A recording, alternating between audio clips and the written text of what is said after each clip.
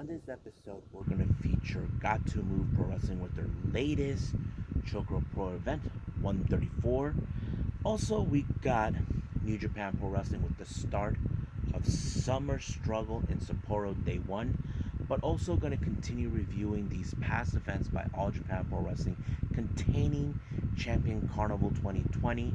As you know, I did mention certain days I may not have. Right now, I have day 6 and day 10. So day 7, 8, and 9 is impossible, but I did add up the points. And of course, we will see who is crowned to face the Triple Crown champion. So, let's get started with another episode of the Leader Wrestle Zone.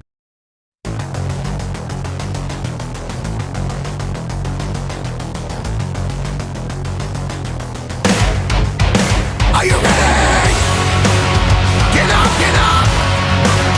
Get up, get up! Get up, get up! Get up, get up! Get up, get up! Get up, get up!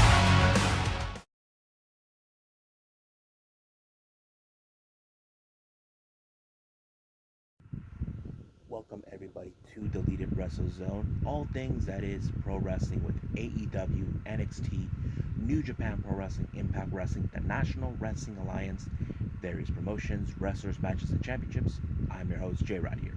So let's begin with Gatoh Move Pro Wrestling's ChocoPro event 134. Now, they only set up for 3 matches, all single matches, no tag team, which I enjoyed the most, but it's okay. I enjoyed myself.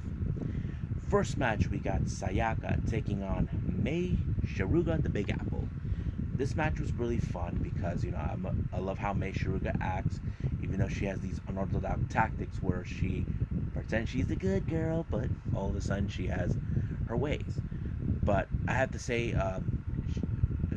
Mei seems like the most popular out of everybody. Sayaka is right behind her, but this time, you know how Mei Shiruga uses the wall and the windows to her advantage, her surroundings. That's what I like about her, And of course, because of that, it did allow her to win the matches. Of course, Sayaka did put up a good fight, but in the end, Mei Shiruga was the better person in the match, so she wins this one.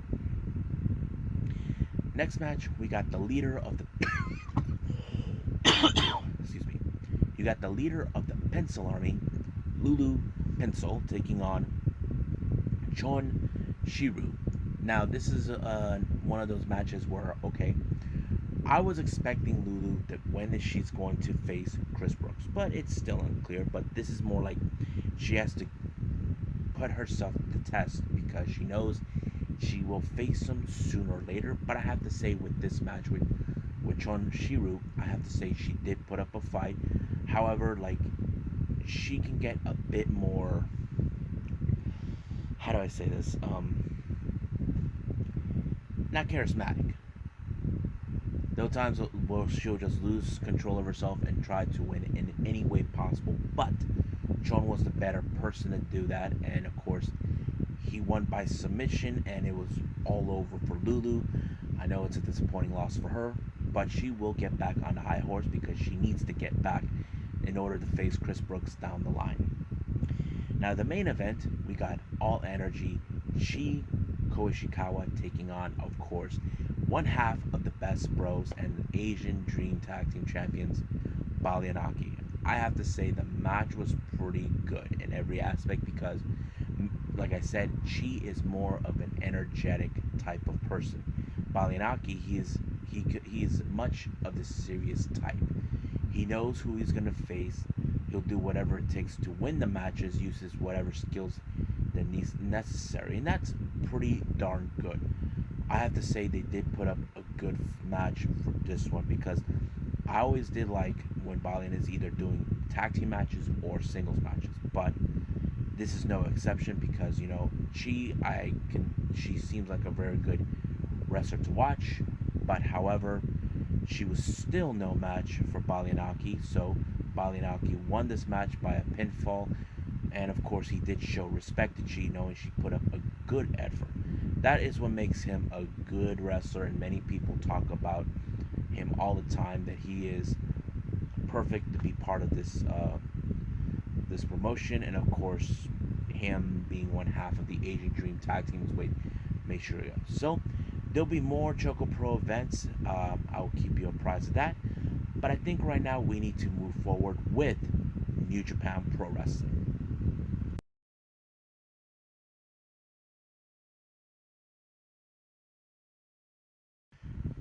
Okay, so New Japan Pro Wrestling just started with their latest tour, Summer Struggle in Sapporo. Day one. This was happened on the 10th of July.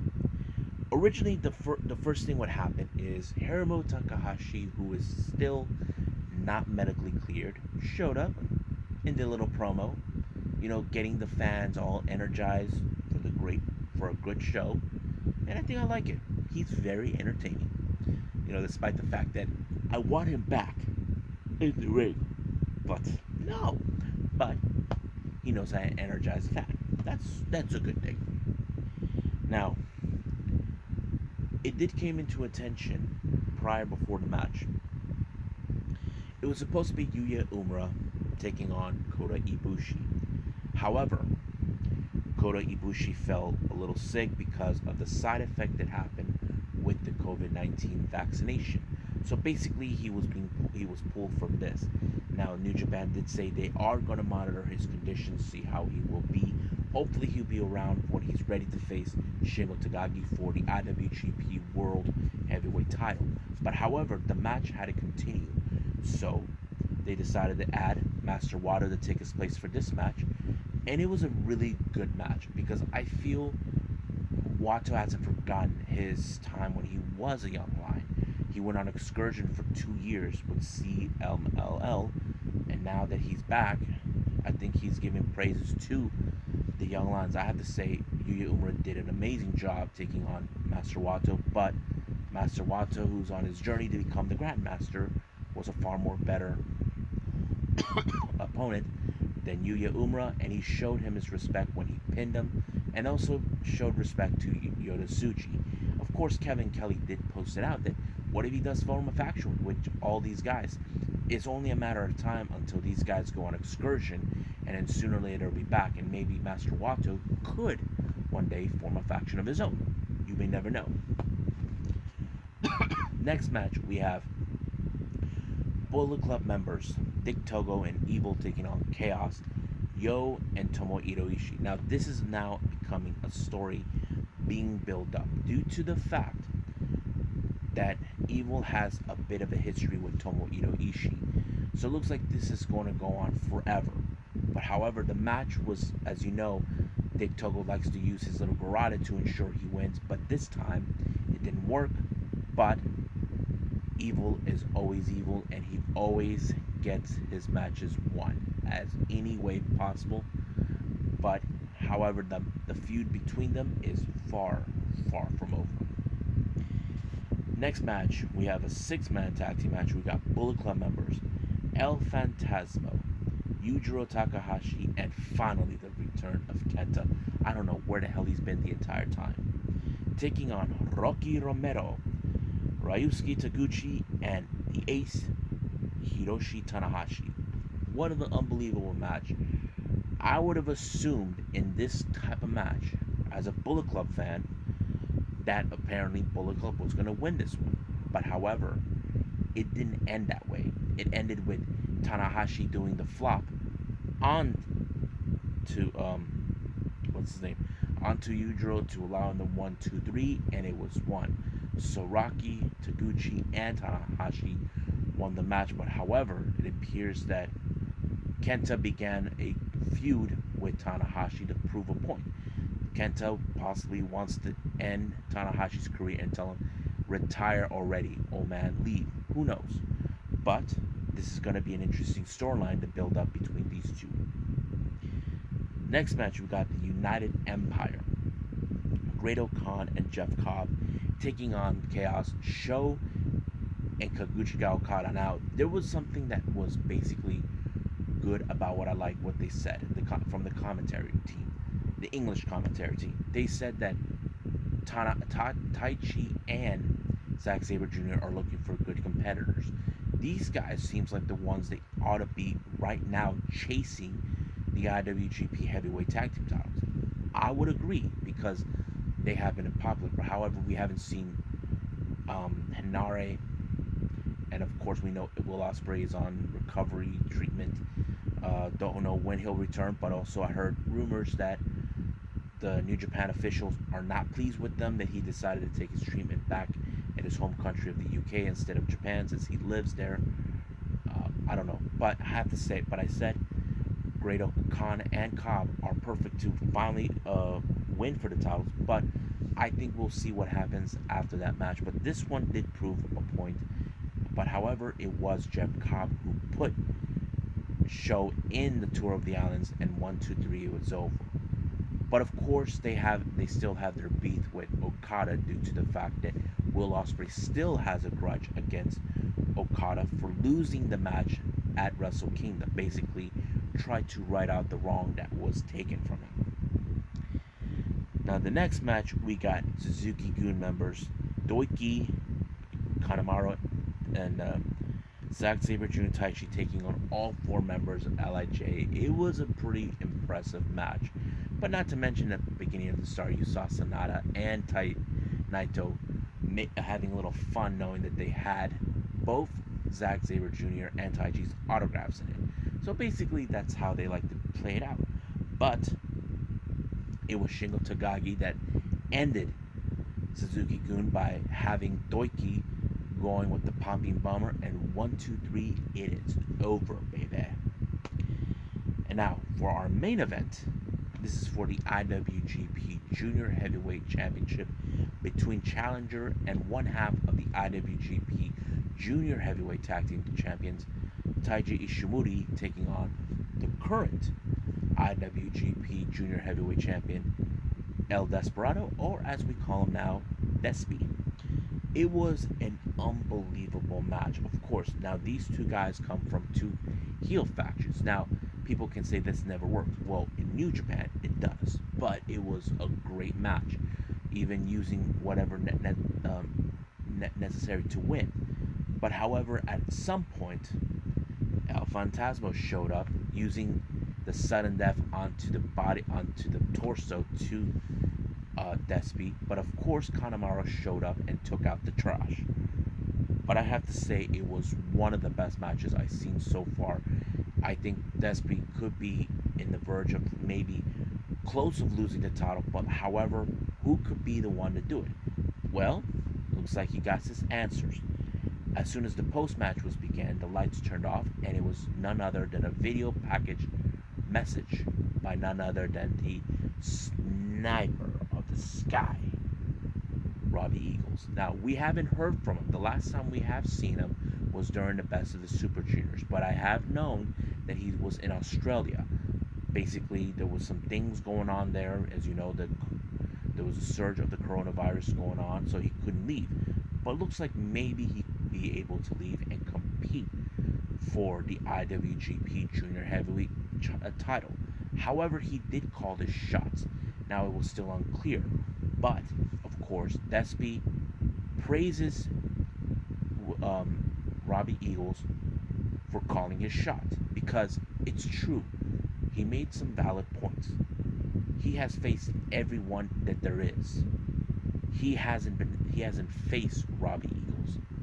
So this could be a perfect opportunity to put himself to the test. So the real question is, will Robbie Eagles be another opponent to not take lightly or not to underestimate? So I think that's a good question that Despy might have to face. But the real question, when could it happen? So Despy thinks this is the only opportunity that could take place to put the title on the line is at Tokyo Dome for the Wrestle Grand Slam. And I kind of agree with him, and I think that's the perfect place, but we'll see what happens, and I'll continue more with Summer Struggle and Sapporo Day 2 on the following episode, and keep you apprised of that. So let's go with All Japan Pro Wrestling.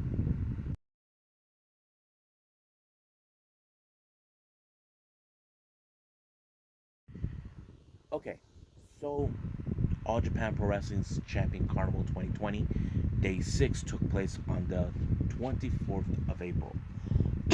So, the first 3 matches, they were all tag team matches. First one was Next Realm, Atsuki Aoki and Rising Hayato taking on Akira Francisco and Koji Iwamoto. Awesome match. These guys are a pair of junior heavyweights, and they're really awesome to watch. But however, it was, of course, Koji Iwamoto who put up the great victory for his team when he pinned Aoyagi. So that's how it ends.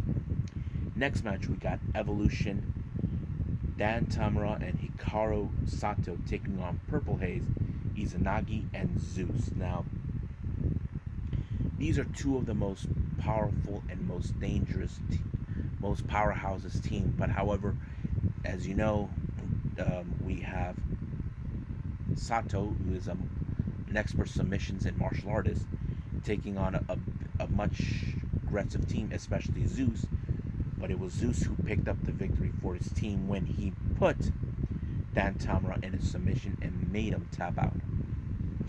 And finally, we have Blackman Sori, Takao Omari, Ryuki Honda, and Yoshitatsu taking on Total Eclipse, Okoto Omori, Tajiri, Yosuke Kodama, and Jake Lee. So, as you know, Total Eclipse has been one of the most heelish faction, one of the most dangerous heelish faction, and now making a play as much as possible. They always use tactics to ensure their win, even if the referee's not looking. But each person does have a specific criteria that helps them to win. And of course, in this type, Jake Lee was the one who picked up the victory for his team. Now, the next 4 matches are part of the Champion Carnival tournament. So let's go with the first match. We got Shinjiro Otani taking on Koji Doi of Total Eclipse. This match was so intense in every aspect because these are 2 of the most powerhouses individuals. But however, they both ended up in a double count out. I don't know why it happened. I thought it was strange, but I don't know if it's a 1 point, so I'll put that in the record of that. I don't know.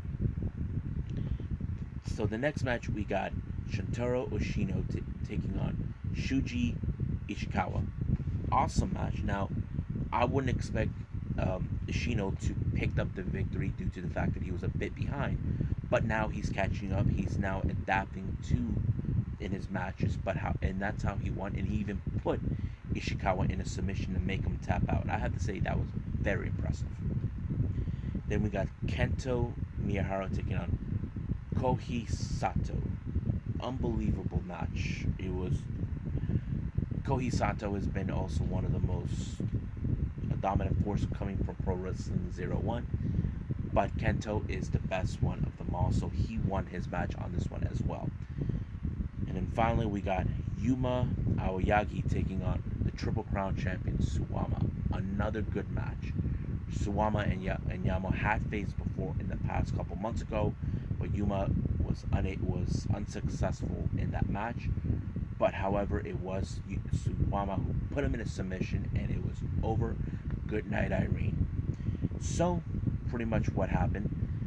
Not going to do the point system, but I can tell you right now that as soon as this happened, things have been changing with the point system. But most likely, the ones who were at the top, from the ones that I did not see, it was Kento Miyahara and Jake Lee that reached the final top. But one of them will be crowned the champion of this year's Champion Carnival. So let's start with that right now.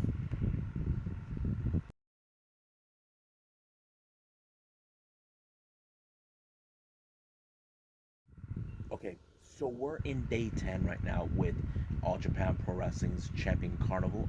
This one took place on May 3rd. The opening match was supposed to be a Champion Carnival match. This is part of the lower,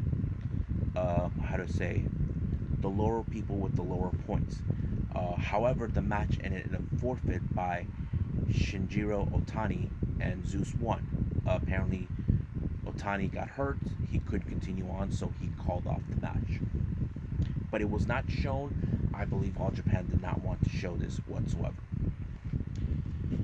The next match was Akira Francisco teaming up with Evolution Dan Tomorrow, Hikaru Sato, and then taking on Purple Haze, Utamaro, Izanagi, and Zeus.